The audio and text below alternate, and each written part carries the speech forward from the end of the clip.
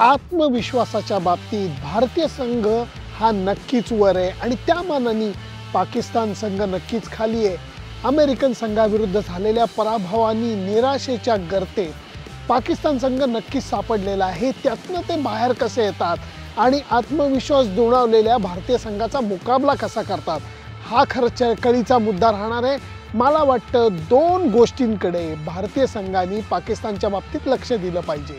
एक म्हणजे त्यांच्या बॅटिंगचा प्रॉब्लेम आहे, तो एवढा कळीचा मुद्दा नाही आहे। त्यांचे फास्ट बॉलर्स, कारण लक्षात घ्या शाहीन शाह आफ्रिदी, नसीम शाह, हॅरिस रऊफ आणि मोहम्मद आमिर असे चार तगडे बॉलर्स, वेगवान बॉलर्स हे त्यांच्या टीममध्ये दोन डावखुरे आहेत, दोन उजव्या हाताने टाकणारे आहेत। चारही गोलंदाजांकडे वेगाने टाकण्याबरोबर बॉल स्विंग करण्याची सुद्धा हातोटी आहे। त्यामुळे नासाऊ काउंटीच्या विकेटवरची ते गोलंदाजांना मदत होतीये। त्या विकेटवरती ह्या चार वेगवान गोलंदाजांचा सामना हा भारतीय फलंदाजांना करायचा आहे आणि ती मला वाटतं अत्यंत मोठी सत्वपरीक्षा भारताच्या दृष्टीने राहणार आहे। ते सर्वात मोठं आव्हान असणार आहे। दुसरं आव्हान मी थोडंसं वेगळं सांगतो।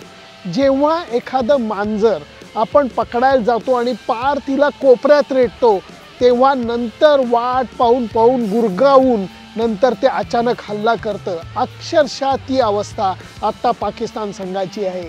एका सामन्यात झालेल्या प्रचंड महत्त्वाच्या फरकाने, पराभवाने पाकिस्तानचा संघ हा कोपऱ्यात लोटला गेलेला आहे। त्यावेळेला त्यांचं मनोबल उंचावायला आणि त्यांच्या टीमला सर्वोत्तम कामगिरी करायला एकच गोळी लागू होते आणि ते म्हणजे भारताविरुद्धचा सामना।